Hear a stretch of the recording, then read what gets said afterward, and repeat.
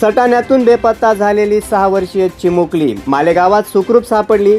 सटाणा शहरातल्या मधुमिलन कॉम्प्लेक्स परिसरातून खेळण्यासाठी खाली आलेल्या 6 वर्षीय ऐजा शेख ही चिमुकली काही काळासाठी बेपत्ता झाल्यानं एकच खळबळ उडाली होती। वेळेवर घरी न परतल्यानं कुटुंबियांनी तिचा परिसरात शोध सुरू केला। अखेर कुटुंबियांनी सटाणा पोलीस ठाण्यात धाव घेतली।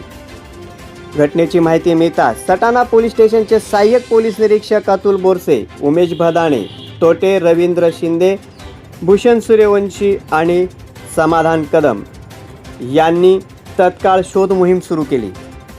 परिसरातील सर्व CCTV कॅमेरे तपासण्यात आले। विविध ठिकाणी शोध घेण्यात आला। स्थानिक नागरिकांनीही पोलिसांना मोलाचे सहकार्य केले। दरम्यान तपासाअंती ही मुलगी मालेगाव येथे सुखरूप आढळून आली। मुलगी सुरक्षित सापडल्याची माहिती मिळताच कुटुंबियांसह परिसरातील नागरिकांनी सुटकेचा निश्वास सोडला।